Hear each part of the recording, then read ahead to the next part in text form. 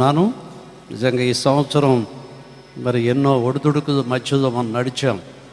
ఎన్నో శ్రమల్లో, కష్టాల్లో, కొన్నిసార్లు కోవిడ్ యొక్క మరి ఎఫెక్ట్ అనేటువంటిది మరి చాలామందిని ఆవరించింది. మరి నన్ను కూడా కోవిడ్ మరి శోధించినప్పుడు ప్రభు పాస్టర్మ్మ గారిని నన్ను భద్రపరిచి, నిజంగా నేను అనుకున్నాను ఆ కోవిడ్ రావడం చాలా మేలైంది మాకు. ఎందుకంటే మా పనులన్నీ ముగించి, అంటే అదంతా కూడా విడిచిపెట్టి హైదరాబాద్లో చక్కగా ఇద్దరం మరి గ్లోరియమ్మ దగ్గర ఉండి, ఆ ఇంటిలో ఉండి అంతా ప్రార్థన చేసుకోవడానికి, చక్కగా ప్రభుతో గడపడానికి, మరి భోజనం చేయటం, టిఫిన్ చేయటం, ప్రార్థన చేయటం, అలా కొన్ని దినాలు చక్కగా ప్రభుతో మేము సహవాసం చేయగలిగాం. అందును బట్టి నేను ప్రభువుని ఎంతగానో స్తుతిస్తున్నాను. ఈ దినం మనం ప్రభువును ఆరాధించాలి, స్తుతించాలి. ప్రభువును స్తుతించుటకు గాను కొన్ని మాటలు చదువుకుందాం. మొట్టమొదటిగా మనం ఎందుకు ప్రభువును స్తుతించాలి అని చూస్తే, ప్రభువు మనలను పాపము నుండి విమోచించాడు. రోమాపత్రిక 6వ అధ్యాయం 18వ వచనంలో ఈ మాట ఉంది, చదవండి. పాపము నుండి విమోచింపబడి నీతికి దాసులైతిరి ఇందుకు దేవునికి స్తోత్రము. దేవునికి స్తోత్రం. అందరూ చెప్పండి, దేవునికి స్తోత్రం. రైట్. పాపము నుండి విమోచింపబడి నీతికి దాసులైతిరి ఇందుకు దేవునికి స్తోత్రం. ఒక ఆమె సాక్ష్యం చెప్తూ మరి ఒక మాట చెప్పింది. ఆమె ఏం చెప్పిందంటే, నా భర్త సారాయి తాగుతాడు, ప్రభునామనకు స్తోత్రం అంది. తప్పది, అలా చెప్పకూడదు. నీవు అలా దేవుని స్తుతించకూడదు. మరి మీ భర్త త్రాగుతుంటే దేవునికి స్తోత్రమా? కాదు ప్రియులారా. దేవునికి స్తోత్రం ఎప్పుడు చెప్పాలంటే, ప్రభువు చేసినటువంటి రక్షణ కార్యాన్ని బట్టి దేవుని ఏం చేయాలా? స్తుతించాలి. అపోస్తలుడైన పౌలు జీవితంలో పాపము నుండి విమోచించబడి నీతికి, ఒకప్పుడు ఆ యొక్క సౌలుగా ఉన్నప్పుడు హింసకుడుగా, హానికరుడుగా, దేవుని దూషించేవాడుగా జీవించాడు. అతని సహాయన సాక్ష్యము ఆయన జీవితంలో గొప్ప. తదుపరి దమస్కు గేటు దగ్గర ప్రభు ఆయన్ని దర్శించినప్పుడు సౌలు పౌలుగా మారాడు. రోమాపత్రిక రాస్తూ మరి ఆయన పాపం విమోచించబడినాడు కాబట్టి దేవుని ఏం చేశాడు? స్తుతించాడు. ఈ రాత్రి సమయంలో దేవుని బిడ్డలారా, నిజంగా నువ్వు దేవుని పాపం విమోచించబడితే దేవుని స్తుతించకుండా ఉండలేవు, దేవుని ఆరాధించకుండా ఉండలేవు. మరి విమోచించబడ్డావా? విమోచించబడినట్లయితే నువ్వు దేవుని స్తుతించాలి, దేవుని ఘనపరచాలి. ఈ రాత్రి సమయంలో ప్రభువు చేసిన ఉపకారం అది. ఆయన విమోచించాడు మనల్ని. ఆయన విమోచించడానికి ఏదో కారికి వచ్చినట్లుగా దేవుని వాక్యంలో ఉంది. కొలస్సీ పత్రిక 1వ అధ్యాయం 14వ వచనంలో కూడా అదే మాటలు పౌలు గారు రాశారు. ఆ కుమారుని యందు మనకు విమోచనము అనగా పాప క్షమాపణ కలుగుచున్నది. చూసారా? ఆయన యందు, ఆ కుమారుని యందు మనకి ఏం కలిగింది? విమోచనము, పాప క్షమాపణ. అవును ప్రియులారా, ఎందుకు నువ్వు దేవుని స్తుతించాలంటే, ప్రభువా నా పాపాలు క్షమించినందుకు నీకు స్తోత్రం, నన్ను విమోచించినందుకు నీకు స్తోత్రం, పాప భయంకరత్వం నుంచి నన్ను విడిపించినందుకు నీకు స్తోత్రం అని నువ్వు దేవుని ఏం చేయాలా? స్తుతించాలి. ఒకడు నువ్వు ఇంకా పాపంలో ఉండి దేవుని స్తుతించలేవు, నువ్వు ఆరాధించలేవు. నువ్వు విమోచించబడినప్పుడు దేవుని ఏం చేయగలవు? ఆరాధించగలవు, స్తుతించగలవు. దైవజనుడు విమోచించబడ్డాడు కాబట్టి ఆయన దేవుని స్తుతించాడు. అందుకే విమోచింపబడి నీతికి దాసులైతిరి. ఒక దాని నుంచి విమోచించబడి మరొక దానికి, నీతికి. దేవుని బిడ్డలారా, ఈ రోజుల్లో మనం నీతికి దాసులంగా ఉండాలి. రోమాపత్రిక 6వ అధ్యాయం 13వ వచనంలో కూడా అదే మాట చెప్తున్నాడు పౌలు గారు. చూడండి. మరియు మీ అవయవములను దుర్నీతి సాధనములుగా పాపమునకు అప్పగింపకుడి, అయితే మృతులలో నుండి సజీవులు అనుకొని మిమ్మును మీరే దేవునికి అప్పగించుకొనుడి. చదవండి. మీ అవయవములను నీతికి సాధనములుగా దేవునికి అప్పగించుకోండి. మీ అవయవములను దేనికి? నీతికి సాధనములుగా అప్పగించండి. ఈ నోరు దేవుని గురించి పాడేటట్లుగా ఉండాలి, ఈ చేతులు ప్రభువును గణపరిచేటువంటివిగా ఉండాలి. ఈ కాళ్ళు ప్రభువు సన్నిధికి వెళ్ళేటట్లుగా ఉండాలి. ఈ కన్నులు ప్రభువును చూచే కన్నులుగా ఉండాలి. ఈ చెవులు ప్రభు యొక్క వాక్యాన్ని వినడానికి ఉపయోగించాలి. చాలా విచారం ఏంటంటే చాలామంది ఈ రోజుల్లో వారి అవయవాలన్నిటినీ, వారి కాళ్ళు ఎక్కడెక్కడికో పరిగెత్తు ఉన్నాయి, ఏ బార్ షాపుకో పరిగెత్తున్నాయి, ఏ చెడ్డ స్థలానికో పరిగెత్తు ఉన్నాయి. వాళ్ళ చెవులు చెడు మాటలు వింటూ ఉన్నాయి, వారి కన్నులు చూడరాని దృశ్యాలు చూస్తూ ఉన్నాయి, వారి యొక్క నోరు దుర్భాషలు మాట్లాడుతూ ఉంది. అయితే పౌలు గారి ఉద్దేశం ఏంటంటే మీ అవయవాలన్నీ కూడా నీతికి చెప్పండి, నీతికి సాధనాలుగా ఉపయోగించాలి. అంటే నువ్వు ప్రభువుకు అప్పగించుకున్నప్పుడు ప్రభువు నిన్ను నీతికి సాధనంగా ఏం చేస్తాడు? ఆయన ఉపయోగించుకుంటాడు. ఒక రోడ్డు ప్రక్కన ఒక వ్యక్తి హార్మోనియం వేస్తూ, ఇప్పుడు కీబోర్డ్స్ వచ్చినాయి కానీ పూర్వం హార్మోనియం ఉండేది. హార్మోనియం వేస్తూ రోడ్డు ప్రక్కన కూర్చొని భిక్షం అడుక్కుంటున్నాడు. రోజు అడుక్కుంటుంటే ఏదో రోజుకు 10 రూపాయలు అంతా వస్తున్నాయి. అవి సరిపోవట్లేదు. తన కుటుంబానికి చాలా విచారిస్తూ ఉండేవాడు. సరే ఆ హార్మోనియం వేస్తూ దారిపోవడం అడుగుతుండేవాడు. డబ్బులు అడుగుతుంటే ఏదో పైసలు మరేస్తూ ఉండేవారు. ఒకరోజు ఆ దారిలో ఒక వ్యక్తి వెళుతూ ఉంటే ఇతను హార్మోనియం వేస్తూ ఆ తర్వాత అతను భిక్షం అడిగితే అతను ఒక మాట అన్నాడు, సహోదరుడా, నా దగ్గర ఇవ్వడానికి నీకు ఇవ్వడానికి నా దగ్గర ఏం లేదు, కానీ ఒక్కసారి నీ హార్మోనియం నాకు ఇస్తావా అని అడిగాడు. ఆ బెగ్గరు, ఆ భిక్షగాడు కొంచెం సంకోచించాడు ఇవ్వడానికి. తర్వాత ఎందుకో ఇచ్చాడు, అతని చేతికి ఇస్తే ఆ వ్యక్తి హార్మోనియం ప్లే చేస్తుంటే సప్త స్వరాలు వస్తున్న హార్మోనియం నుండి చక్కని సంగీతం మరి వేస్తూ ఉంటే ఆ దారిపోడు అందరూ పోగైపోయి చక్కగా స్వరం వింటూ చివరికి తన్మయులైపోయి ఆశ్చర్యపోయి ఎంతో డబ్బును వారు ఇచ్చి వెళితే ఆ వ్యక్తి ఆ డబ్బు అంతా ఈ భిక్షగానికి ఇచ్చి వెళ్ళిపోయాడు. దేవుని స్తోత్రం చెప్పండి. హార్మోనియం తన చేతిలో ఉన్నంతకాలం రోజుకి ఆ 10 రూపాయలు 5 రూపాయలు వచ్చినాయి, కానీ ఎక్కడ ఉండాలో ఎవరి చేతిలో ఉండాలో ఉండినప్పుడు చెప్పండి అతనికి ఎంతో దీవెన వచ్చింది. నీ జీవితం కూడా అంతే.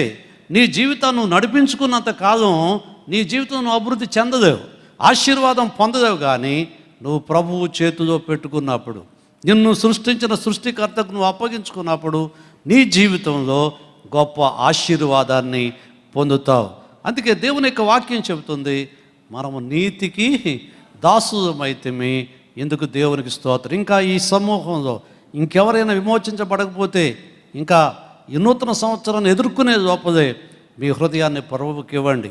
మీ పాపం ఒప్పుకోండి, ప్రభువు దగ్గర సరిచేసుకోండి, మీ జీవితం పశ్చాత్తాపడండి. దేవుడు మిమ్మల్ని కనికరిస్తాడు. అతిక్రమలు దాచిపెట్టువాడు వర్ధిల్లడు, వాటిని ఒప్పుకొని విడిచిపెట్టువాడు కనికరము పొందును. అవునండి, ఈరోజు నువ్వు ఒప్పుకొని నువ్వు విడిచిపెట్టగలిగితే దేవుని యొక్క కృపను పొందుతావనే మాట చూస్తున్నాం. రెండవదిగా మనం చూసినట్లయితే మనం ఎందుకు దేవుని స్తుతించాలంటే ఆయన మన పోషకుడుగా ఉన్నాడు, మన పోషించే దేవుడుగా ఉన్నాడు. నెహెమ్యా గ్రంథము 9వ అధ్యాయం 21వ వచనం చదువుకుందాం. నెహెమ్యా గ్రంథము 9:21 చదువుతున్నాం. నిజముగా అరణ్యములో నిజముగా అరణ్యములో ఏమీయూ తక్కువ కాకుండా 40 సంవత్సరములు వారిని పోషించితివి. వారి వస్త్రములు పాతగిలిపోలేదు, వారి కాళ్లకు వాపు రాదు. అందరూ దేవుని స్తోత్రం చెప్పండి. నిజముగా అరణ్యములో ఏమీయూ తక్కువ కాకుండా వారిని ఏం చేసావు నువ్వు? ఎందుకు నిజముగానే మాట ఎందుకు వాడారు అక్కడ? మన అబద్ధం అనుకుంటామేమోనని. ఏమండి, ప్రభు ఇజ్రాయేలు ప్రజలను ఎన్ని సంవత్సరాలు పోషించాడు? 40 సంవత్సరాలు పోషించాడు. ఏమైనా తక్కువైందా వాళ్ళకి? ఏమండి, మంచినీళ్ళు దాహమైనప్పుడు బండ నుండి నీళ్లు ప్రవహింపచేశాడు. వారు మాంసమును అడిగినప్పుడు పూరేళ్లను పంపించాడు. అనుదినము మన్నాను కురిపించి వారి ఆకలి తీర్చాడు ప్రభు. అందుకే ఆ పరిశుద్ధాత్మ దేవుడు ఏం రాయించాడంటే నిజముగా అనేవాడు. మన అబద్ధం అనుకుంటామేమోనని. అయితే నిజముగా అరణ్యంలో అరణ్యంలో సాధారణంగా అన్నీ దొరకవు. ఏమండి, సాధారణంగా మీకు మన ఏరియాలో మరి ఒక 100 కిలోమీటర్ దూరంలో ఏజెన్సీ ప్రాంతాలు ఉన్నాయి, కానీ అన్నీ దొరకవు అక్కడ. కానీ ప్రభువారు అరణ్యంలో వారిని ఏం చేశాడండి? పోషించాడు. వాస్తవంగా మన యెరూషలేము ఈజిప్టు నుండి ఇజ్రాయెల్ దేశం వస్తూ ఉంటే అంతా డిజర్ట్గా ఉంటుంది, ఎడారిగా ఉంటుంది, చుట్టూ చేమలు ఉండవు, కొండలు ఏమంటే భయంకరమైనటువంటి ఎడారిగా ఉంటుంది. సాధారణ ఎక్కడో చిన్న చిన్న ఊరులు ఉంటాయి. ఆ ఈజిప్టును విడిచిపెడితే ఇజ్రాయెల్ దేశం వస్తుంటే మధ్యలో మరి అంత ఎక్కువగా పట్టణాలు ఎక్కువ కనిపించవు, మనకు అన్ని వస్తువులు దొరకవు. అలాంటి అరణ్యంలో వారికి ఏమీ తక్కువ కాకుండా ప్రభు ఏం చేశాడు? పోషించాడు. ఈ సంవత్సరంలో ప్రభు మన పోషిస్తూ వచ్చాడు, కొరత లేకుండా చేశాడు, అనుదిన ఆహారం ఇచ్చాడు, కట్టుకోవడానికి వస్త్రం ఇచ్చాడు, కృప చూపించాడు. మన జీవితాల్లో దేవుడు అద్భుత కార్యాలు చేశాడు. అక్కడ వాక్యం ఏముందంటే, వారి వస్త్రములు పాతగిలిపోలేదు, వారి కాళ్లకు వాపు. అంటే ఈ 40 సంవత్సరాలు నడిస్తే కాళ్ళకి ఏమి రాలేదట వాళ్ళకి. కిలోమీటర్ నడిస్తే మన కాళ్ళు ఏమైపోతున్నాయి ఇక చతికిది పడిపోతారు చాలామంది. ఏమండి, ఇప్పుడు ఈ రోజుల్లో నడిచేవాళ్ళు తక్కువైపోయారు. ఎందుకంటే చక్కని సదుపాయాలు వచ్చేసినాయి, మనకు కారులు వచ్చినాయి, లేకపోతే ఆటోలు వచ్చినాయి, 2 వీలర్స్ వచ్చినాయి, 4 వీలర్స్ వచ్చినాయి, ఇంకా మరి అనేకమైనటువంటి సదుపాయాలు కలిగినాయి. కానీ ఆ రోజుల్లో వాళ్ళు నడిచారు, వారి కాళ్ళకేమి రాలేదు, వాపు రాలేదు. ప్రభు వారి ఆరోగ్యాన్ని భద్రపరిచాడు. కాబట్టి ఈ రోజుల్లో నిజంగా ప్రభు చేసిన కానీ కొన్నిసార్లు మనం అనారోగ్యం పాలైనప్పుడు మరి జీవితాల్లో ఆ ఆరోగ్యం లేనప్పుడు మనం ప్రార్థన చేసినప్పుడు ప్రభు ఏం చేశాడు? ఆరోగ్యం ఇచ్చాడు. నిర్గమాకాండం 15:26 చదివితే, ఐగుప్తీయులు కలుగు రోగముల్లో ఏదియు మీకు రానియను, వచ్చినను నిన్ను స్వస్థపరిచి యెహోవాను నేనే. గమనించారా? ఐగుప్తీయులు కలుగు రోగములో ఏది మీకు రానియనన్నాడు, అంతే. ఏమండి, ఇది దేవుని వాగ్దానం. ఐగుప్తీయులకి ఎన్ని రోగాలు వచ్చినాయి? ఆఖరి రోగంతో కలిపితే 10 రోగాలు వచ్చినాయి. ఆఖరి రోగం మరణదూత, మరణం. కానీ ఇజ్రాయేలుకి వచ్చినాయా? రానివ్వలేదు, అంతే. ప్రభు దేవుని బిడ్డలారా, యేసు ప్రభు రక్తం క్రింద నీవు ఉన్నప్పుడు, రక్షణ పొందినప్పుడు కొన్ని తెగుళ్ళు నీ గుడారము సమీపించకుండా ప్రభు చేస్తాడు. దేవునికి స్తోత్రం చెప్పండి. ఒకవేళ వచ్చి నిన్ను స్వస్థపరచు అంటే దేవుని బిడ్డలకు బలహీనత రావని నేను చెప్పట్లేదు, అనారోగ్యం రాదని నేను చెప్పట్లేదు. కొన్నిసార్లు వస్తాయి. వచ్చి నిన్ను స్వస్థపరచు యెహోవాను నేనే. దేవుని బిడ్డ ద్వారా గమనిస్తున్నారా? ఈ రోజులో ప్రభు మనలను స్వస్థపరుస్తున్నాడు, మరి కనికరం చూపుతున్నాడు. ఆగస్టు నెలలో మరి పాస్టర్మ గారికి నాకు కోవిడ్ అంటే ఆ వైరస్ అది వచ్చినప్పుడు మరి హైదరాబాద్ వెళ్ళాము మేము. ఏఐజీ హాస్పిటల్ హైదరాబాద్లో గచ్చిబౌలిలో ఏఐజీ హాస్పిటల్ ఉంది. అక్కడికి మేము వెళ్ళినప్పుడు దాదాపు ఒక 4 రోజులు ఆ హాస్పిటల్లో ఉన్న డాక్టర్స్ వాళ్ళు వచ్చి ఏదో కొత్త ట్రీట్మెంటు చేస్తూ వచ్చారు. అయితే ప్రియులారా, మరి వాస్తవంగా డాక్టర్ గారు చెప్పింది ఏంటంటే, మా దగ్గర వచ్చిన డాక్టర్స్ చెప్పింది ఏంటంటే, మీరు కోవిడ్ వచ్చిన వాళ్ళలాగా కనిపించట్లేదు అన్నారు. దేవుని స్తోత్రం చెప్పండి. మేము వచ్చేసేటప్పుడు డిశ్చార్జ్ చేసినప్పుడు వాళ్ళందరూ మా చేత ప్రార్థన చేయించుకున్నారు. దేవుని స్తోత్రం. దేవుని బిడ్డ ద్వారా స్వస్థపరుస్తాడు నిన్ను. వారి కాళ్ళకి ఏం రాలేదు, వారి వస్త్రములు అంటే వస్త్రాలు పాతగిపోలేదంటే ఎక్కడ వేసుకున్నారు వస్త్రం?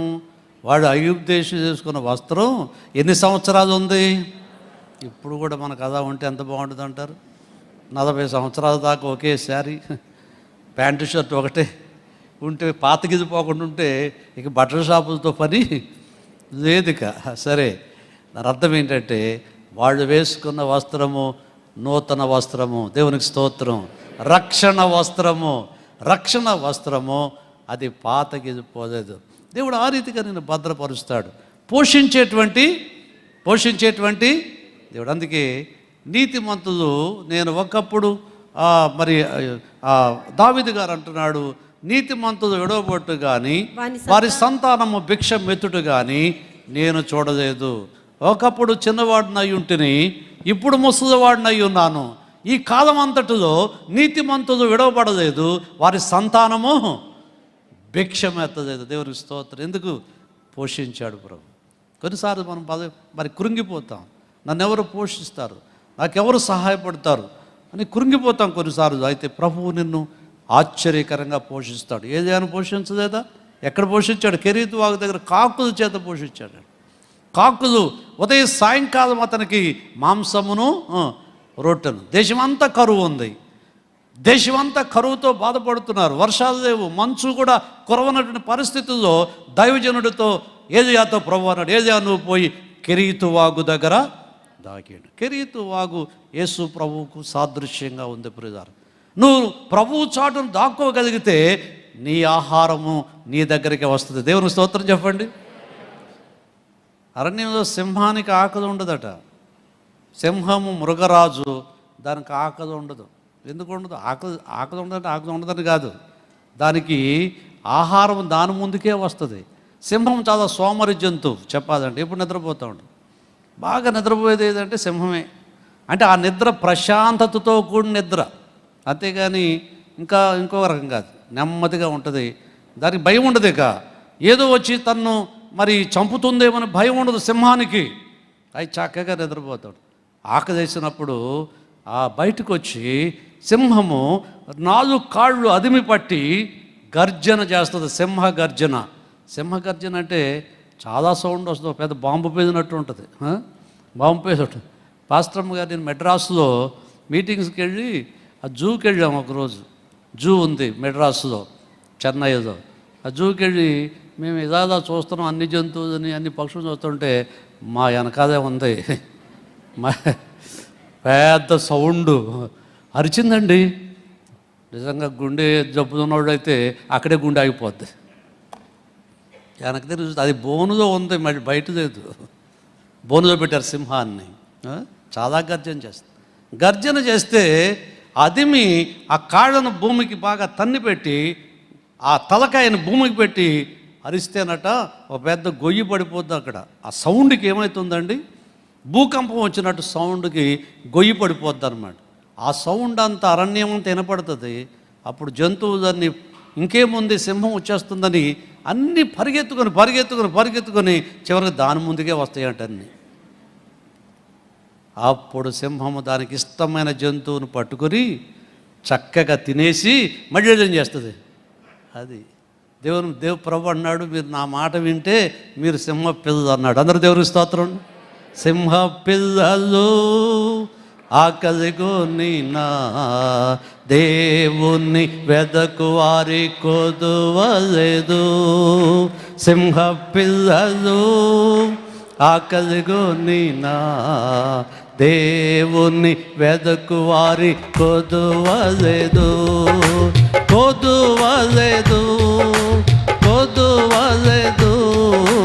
దేవుణ్ణి వెదకు వారి కొదువలేదు. మన దేవుణ్ణి వెదకు వారి కొదువలేదు. దేవుని స్తోత్రం. హల్లెలూయా. సింహ పిల్లలకి ఆకలి ఉంటుందంట, కానీ దేవుని బిడ్డలకు ఏమీ లేదు. ఇది చెప్పండి, పోషిస్తాడు నిన్ను, నీ బిడ్డలను పోషిస్తాడు. నీతిమంతుల సంతానాన్ని భిక్షమెత్తకుండా ప్రభువు చేస్తాడు. అది మన నిరీక్షణ. అందుకే నువ్వు దేవుని ఏం చేయాలి? స్తుతించాలి.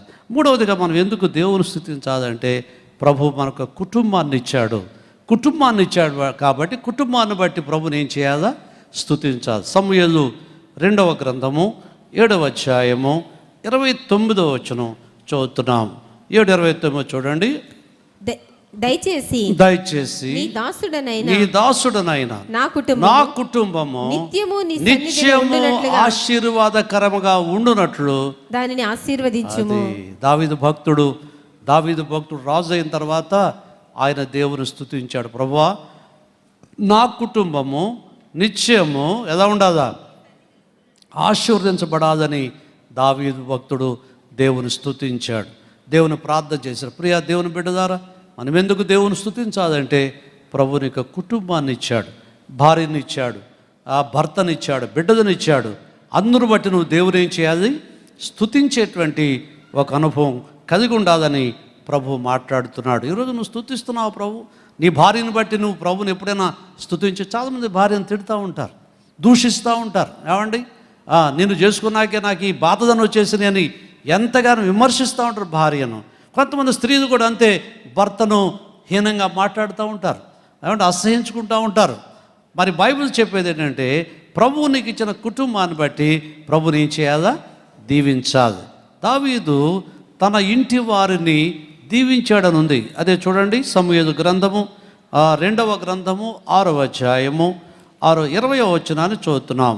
తన ఇంటి వారిని దీవించుటకు దావీదు తిరిగి రాగా అని ఉంది వాక్యంలో. దావీదు ఎవరిని దీవించడానికి వచ్చాడు? శత్రువుల మీద విజయం వచ్చింది. చివరికి ఆయన ఎవరిని? తన ఇంటి వారిని ఏం చేయడానికి వచ్చాడు అంటే, తన ఇంటి వారిని, తన కుటుంబాన్ని. ఎప్పుడు కూడా ఒకటి గుర్తుపెట్టుకోండి, దేవుడు నీకు ఇచ్చిన కుటుంబాన్ని నువ్వు దీవించాలి, నీ బిడ్డలను నువ్వు దీవించాలి, శపించకూడదు. కొంతమంది ఉంటారండి, పిల్లలను శపిస్తారు. ఇక నువ్వు అంతేరా బాబు, నీ బతుకు అంతేరా, నువ్వు నీ జీవితం అంతేరా అని చెప్పి చాలా హీనంగా మాట్లాడతారు. ఒక్కొక్క ఆమె ఉంటుందండి, అప్పుడే గొయ్యితో వేస్తుంది, బూడిద ఎత్తేస్తూ ఉంటుంది పిల్లలని. తప్పు. ఎన్నడూ నీ బిడ్డను దూషించకూడదు, శపించకూడదు. కానీ ఏం చేయాలా? పురుషులు కూడా అంతే, నీ కుటుంబాన్ని ఏం చేయాలా? దీవించాలి, ఎంకరేజ్ చేయాలి, బలపరచాలి. అక్కడ కొన్ని విషయాల్లో వాళ్ళు బలహీనులు కావచ్చు, నీ మాట కొన్నిసారి వినకపోవచ్చు, అయినప్పటికీ వారి కొరకు ప్రార్థన చేయాలి, కానీ వారిని హీనపరచకూడదు. వాక్యంలో చూస్తే దావీదు తన కుటుంబాన్ని ఏం చేశాడు? దీవించడానికి వచ్చాడు. అంతకుముందు మనం చూస్తే మీకాలును దావీదు ప్రేమించినట్లు దేవుని వాక్యంలో, మీకాలు కూడా దావీదును ప్రేమించింది. వాస్తవంగా దావీదు సౌలు సైన్యంలో సౌలుతో ఉండినప్పుడు ఏమండి, ఆ సౌలు దావీదు మీద విషపు చూపు నిలిపాడు. దావీదును ఏదో ఒక విధంగా చంపాలని ప్రయత్నం చేస్తూ తన కుమార్తెనిచ్చి పెళ్లి చేస్తే ఆ విధంగానైనా దావీదును చంపుతానని తన కుమార్తె అని మీకాలునిచ్చి పెళ్లి చేశాడు. వాస్తవంగా చెప్పాలంటే దావీదు సౌలు ఎంత దావీదును ద్వేషించాడో మీకాలు దావీదును అంత ప్రేమించింది. దేవునికి స్తోత్రం. దావీదును అంత ప్రేమించింది. మరి దావీదు కూడా మీకాలుని ఏం చేశాడు? ఆమెను పెళ్లి చేసుకోవడానికి ఫిలిష్తీయుల్లో 200 మందిని హతం చేసి వారి ముందోళ్ళు వాడు చెప్పులు తీసుకొచ్చి అప్పగించాడు లెక్క చొప్పున. ఏమంటే అంటే ఉద్దేశం ఏంటంటే, సౌలు ఉద్దేశం ఏంటంటే, ఆ విధంగా ఫిలిష్తీయులతో యుద్ధం చేస్తే దావీదును వాడు చంపేస్తారు, చచ్చిపోతాడు అనుకున్నాడు సౌలు. కానీ ప్రభు చేసిన కార్యం ఏంటంటే దావీదుకు జయమిచ్చాడు. ఆ ముందోడు తీసుకొచ్చి అప్పగించినప్పుడు చివరికి తప్పలేదు, తన కుమార్తెను ఏం చేశాడు? పెళ్ళి చేశాడు. వాస్తవంగా కుటుంబంలో మీకాలు దావీదును ప్రేమించింది, దావీదు మీకాలును. ఎప్పుడు కూడా భర్త తన భార్యను ప్రేమించాలి. ఎంత ప్రేమించాలి? నీ సొంత శరీరం వల్లే నీ భార్యను ఏం చేయాలి? ప్రేమించే మనసు ఉండాలి. చాలామంది డబ్బులు ఉన్నప్పుడు, బంగారం ఉన్నప్పుడు, ఆరోగ్యం ఉన్నప్పుడు అందరూ ప్రేమిస్తారు. కానీ నీ భార్య అనారోగ్యంతో ఉన్నప్పుడు ప్రేమిస్తున్నావా? నీ భార్య కష్టంలో ఉన్నప్పుడు ప్రేమిస్తున్నావా? నిజంగా అది నిజమైనటువంటి ప్రేమ. నాకు దైవజనుడు తెలుసు, మరి ఆయన భార్య సిక్ అయిపోయి మంచం మీద ఉంటే ఆయనే వంట చేసి కాఫీ పెట్టి తీసుకెళ్ళి ఆయనే స్వయంగా ఆ భార్యకి ఇచ్చేవాడు. భోజనం పెట్టి వండి కలిపి ప్లేట్లో భోజనం తినిపించేవాడు అండి ఆయన. మరి వాస్తవంగా నేను ఆయన దగ్గర కొద్ది కాలం ఉన్నాను, ఆ ఇంటిలో ఉన్నాను నేను. మరి నేను చూసినప్పుడు నాకు కన్నీళ్ళు వచ్చినాయి. ఈ దేవుని సేవకుడు ఎంతగా అంటే ఆ ఆంటీని ఎంత ప్రేమిస్తున్నాడు ఈయన. కష్టకాలంలో ఆమెను ఎంతగానో ప్రేమించాడు. ప్రియ దేవుని బిడ్డ ద్వారా అదేంటి నిజమైన ప్రేమ. ఏదో అన్నీ ఉంటే అందరూ ప్రేమిస్తారు, ఏమండి. కానీ ఏమి లేనప్పుడు కష్టములో నీ భార్యను ఏం చేయాలా? ప్రేమ. అలాగే మీకాలు కూడా ఎవరిని ప్రేమించింది? దావీదును ప్రేమించింది. దావీదును ఎలా ప్రేమించింది? వాస్తవంగా బైబిల్ మీరు చదువుతుంటే, సమూయేలు గ్రంథం చదువుతుంటే, సౌలు దావీదు మీకాలు ఇంటి దగ్గర ఉన్నప్పుడు కొంతమందిని పంపించాడు చంపివేయమని. అయితే మీకాలు ఏం చేసింది తెలుసా? దావీదును కిటికీలోంచి కిందకు దింపేసింది.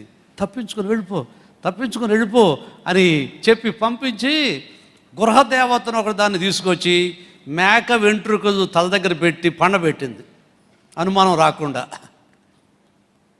వాళ్ళు మొత్తం మీద ఆ మంచంతో తీసుకెళ్ళిపోయారు సౌలు దగ్గరికి, దావీదు అనుకొని. తీరా చూస్తే ఏముంది అక్కడ? గృహదేవత బొమ్మ ఉంది. అప్పుడు సౌలు అడిగాడు మీకాదని, నా శత్రువుని ఎందుకు నువ్వు తప్పించుకున్నట్టు చేశావంటే, లేదు నన్నుగా నువ్వు పంపించకపోతే చంపేస్తా అన్నాడు నన్ను అని ఆ తండ్రితో ఏదో చెప్పేసింది. కానీ అక్కడ మీరు గమనించాల్సింది అంటే, మీకాదు దావీదును ఏం చేసింది? ప్రేమించింది. కాబట్టి చెప్పండి, కష్టము నుండి మరణము నుండి ఏం చేసింది? కొంతమంది ఉంటారండి స్త్రీలు ఎండేసేస్తారంతే భర్తని. ఏంటంటే ఉతికేస్తారు, ఆరబెడతారు, ఇస్త్రీ కూడా చేసేస్తారు. ఇక నిజమనేవారు, కూర్చోనివ్వరు, సిట్ స్టాండ్. ఒక ఆమె పిలిచేదంట, ఒరే అని పిలిచేదంట భర్తని. ఆ భర్తతో మాట్లాడుకొచ్చినప్పుడు, అదేం పేరయ్యా బాబు నీ భార్య అది పిలుస్తుంది నిన్ను? ముద్దు పేరు పెట్టింది అన్నాడంట. ముద్దు పేరా? జాగ్రత్త, గౌరవంగా మాట్లాడాలి, ప్రేమతో ఉండాలి. ప్రజలు నీ శిష్యువులను, నీ భర్తను ఏం చేయాలా? ప్రేమించేటువంటి ఒక అనుభవంలోకి రావాలని నేను విజ్ఞాపన చేస్తాను. అయితే చివరిలో మీకాలో ఒక బలహీనత వచ్చేసింది. దావీదు మందసం తీసుకొని వస్తూ నారబట్టలు వేసుకొని నాట్యమాడుతూ వచ్చాడు. ఆ మందసం ముందు ఎలా వచ్చాడు ఆయన? నాట్యమాడుతూ వచ్చాడు. ఆత్మతో నింపబడి, ఆత్మలో ఆనందిస్తూ నాట్యమాడాడండి. దేవుని బిడ్డ ద్వారా ఆయన ఎంత సంతోషం, దేవుని మనసం ముందు నడుస్తున్నాననేటువంటి ఆనందం. ఈ రోజుల్లో నీకు కూడా ఆనందం ఉండాలి. ప్రభువుని గురించి పాడుతున్నప్పుడు, ప్రభువుని స్తుతిస్తున్నప్పుడు ఆనందంతో ఉండాలి. అంటే డ్యాన్స్ చేయమని నేను చెప్పట్లేదు, కానీ నీ అంతరంగంలో మరి ఆ ఆనందం ఉబ్బుకుతూ ఉండాలి. వస్తుంటే మీ కాదు హీనపరిచిందంట. ఒక హీనుడు ఉన్నట్టు నువ్వు ఉన్నావేంటయ్యా, అదేంటి అలా డ్యాన్స్ వేసుకొచ్చావేంటని హీనపరిచింది మీ కాదు. సరే, దావీదు ఏదో జవాబు చెప్పాడు, కానీ అక్కడ వాస్తవంగా మీరు బైబిల్ చదివితే చూడండి, సమూయేలు 2వ గ్రంథము 6వ అధ్యాయంలో మీకాదు యొక్క పరిస్థితిని ఆ తదుపరి మనం చూడగలం. గమనించండి, 6వ అధ్యాయము సమూయేలు 2వ గ్రంథము 25వ వచనం చదువుకుందాం. సమూయేలు 2వ గ్రంథము. నీ తండ్రిని చదువమ్మా. అతని సంతతిని విసర్జించి ఇశ్రాయేలును తన జనముగా నన్ను అధిపతినిగా నిర్ణయించుటకై నన్ను ఏర్పరచుకొనిన యెహోవా సన్నిధిని నేను అలాగు చేసి యెహోవా సన్నిధిని నేను ఆట ఆడి తిని ఇంతకంటే మరి ఎక్కువగా నేను తృణీకరింపబడి నా దృష్టికి నేను అల్పుడనై నీవు చెప్పిన పనికత్తెల దృష్టికి ఘనుడనగుదునని మీకాలుతో అనెను. చదవండి. మరణము వరకు సౌలు కుమార్తెయగు మీకాలు పిల్లలను కనకయుండెను. చూసారా, తన భర్తను హీనపరచుట వలన దేవునిలో ఆనందిస్తున్నటువంటి దావీదు, దేవుని స్తుతిస్తున్నటువంటి దావీదు ఆనందంతో నాట్యం ఆడుతుంటే మీకాలు ఏం చేసింది? ఈ రోజులో చాలామంది అంతేనండి. స్త్రీలు భర్త ప్రార్థన చేస్తుంటే, దేవునితో నడుస్తుంటే హేళన చేస్తూ ఉంటారు. చాలామంది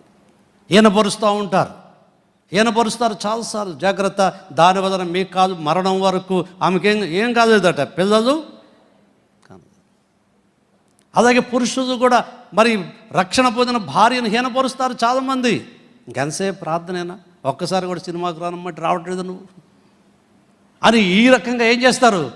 హీనపరుస్తారు చాలామంది. ఏమండి, నీ భార్య మోకాళ్ళుని ప్రార్థన చేస్తుంటే నువ్వేం చేయాలి? లేచి మోకరించి ప్రార్థన చేయాలి. నా పాస్టరమ్మ గారు, నేను మా అనుభవాలు చెప్పాలి చాలా ఉన్నాయి. కొంచెం అర్ధరాత్రిలో ప్రభు ఆత్మ మమ్మల్ని ప్రేరేపించినప్పుడు లేచి మోకరిస్తున్నప్పుడు నేను మోకరించి ప్రార్థన చేస్తుంటే ఆమె కూడా లేచి నాతో మోకరించి ప్రార్థన చేస్తుంది. దేవుని స్తోత్రం. కుటుంబంలో ఐక్యత. నువ్వు చేసేదన్న ప్రార్థన నేను తుసిపోతులాగా నిద్రపోతుంటానంట ఒక ఆయన. ఏంటది? ఆ కుటుంబానికి దీవెనది. నీ భార్య మోకరించినప్పుడు నువ్వు మోకరించు, నీ భర్త మోకరించినప్పుడు నువ్వేం చేయాలా? ఏకీభవించు ప్రార్థనలో. అదే కుటుంబానికి దీవెన. మీకు కాదు దీవించబడదు. దేవుని బిడ్డ ద్వారా ఈ సమయంలో నీకు ఇచ్చిన కుటుంబాన్ని బట్టి నువ్వేం చేయాలా? ప్రభుని ఏం చేయాలి? నీ బిడ్డను బట్టి ప్రభుని ఏం చేయాలా? స్తుతి. మా మామరాళ్ళు ప్రతి కుటుంబ ప్రార్థన చేపిస్తాను నేను. ప్రతి రాత్రి ఇంకా కూర్చోబెట్టి 2 పాటలు పాడించి కంటతవాకి చెప్పించి ప్రార్థన చేస్తాను. వాళ్ళతో కూడా ప్రార్థన చేపిస్తాను. ఆ తర్వాత ముగ్గురు వస్తారు. తాతయ్య నెత్తి మీద చెయ్యేసి ప్రార్థన చేసేటారు.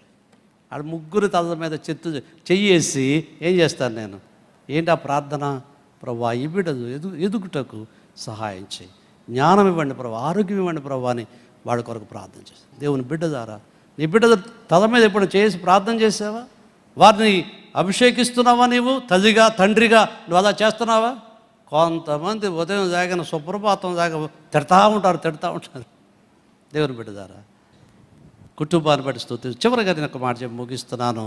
మనం ఎందుకు ప్రభువును స్తుతిస్తున్నామంటే దేవుని మందిరాన్ని బట్టి దేవుని స్తుతించాలి. 84వ కీర్తన 3వ వచనం చూడండి.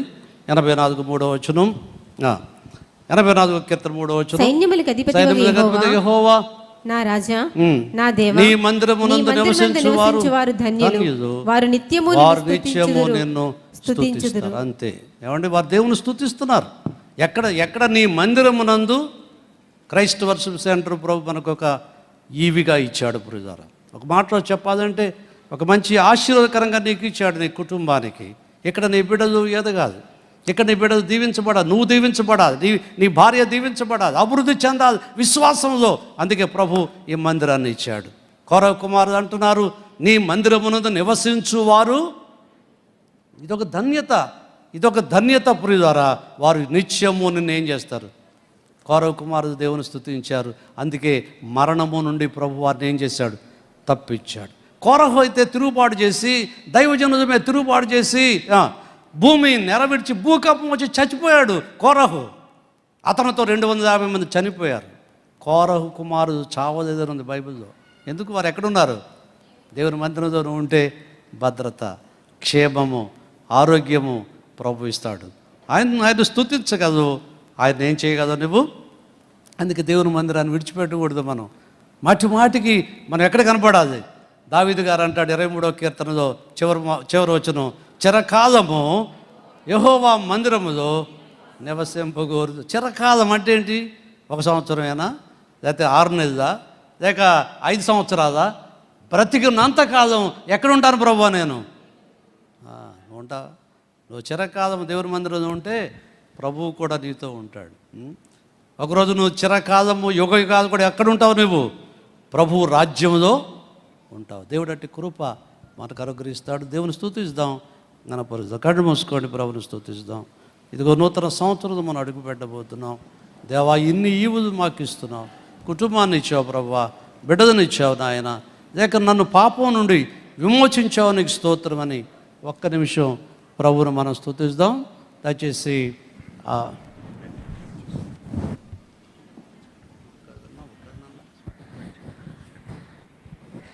హల్లెలూయా. ఇంతవరకు చాలా చక్కని విషయాలు ఆత్మీయ తండ్రి గారి ద్వారా మనం విన్నాం. 2021వ సంవత్సరాన్ని ఎదుర్కొనబోతున్న మనము కృతజ్ఞతతో దేవుడు మనకిచ్చిన సమయాన్ని బట్టి, మనకిచ్చిన కుటుంబాన్ని బట్టి, సంఘాన్ని బట్టి, ప్రతి ఆధ్యాత్మికమైన పరిస్థితిని బట్టి మనం ప్రభువుని స్తుతింపబద్ధులమై ఉన్నాం. ప్రతి ఒక్కరూ దేవుని స్తుతిద్దాం. హల్లెలూయా, హల్లెలూయా. అందరూ చెప్పండి, హల్లెలూయా, హల్లెలూయా. ప్రభువా, నీకు స్తోత్రాలయ్యా. నీ కృపను బట్టి మమ్మల్ని కాచి భద్రపరిచినందుకు నీకు స్తోత్రాలు అయ్యా. ఈ 2020 సంవత్సరం అంతా నాయన ఎన్నో విపత్కర పరిస్థితుల మధ్య మమ్మల్ని కాపాడావు ప్రభువా, భద్రపరిచావు నాయన. అనేక లక్షల మంది నాయన ఈ సంవత్సరం ఈ లోకాన్ని విడిచి వెళ్ళిపోయారు. కానీ ఈ క్షణం వరకు మేము సజీవులుగా ఉన్నామంటే అది కేవలం నీ కృప నాయన. నీ కృప తప్ప మరొకటి లేదు ప్రభువా. అందరం దేవుని స్తుతిద్దాం. Let's worship God, worship him. Lord, we worship you, we honour you Lord. ప్రభువా, నీకే మహిమ చెల్లిస్తున్నాం ప్రభువా. ఆశ్చర్యకరుడా నీకు స్తోత్రాలు, మహోన్నతుడా నీకు వందనాలయ్యా. కృపగల దేవా నీకు స్తోత్రాలు. నూతన మహిమతో మమ్మల్ని నింపి ఇంతకాలం నడిపించిన దేవా నీకు స్తోత్రాలు. హల్లెలూయా, హల్లెలూయా. ప్రభువా నీకే వందనం. అందరూ దేవునికి స్తోత్రం చెల్లిద్దాం. హల్లెలూయా. ప్రభువా నువ్వు గొప్ప దేవుడు నాయన, గొప్ప దేవుడు ప్రభువా. హల్లెలూయా, హల్లెలూయా.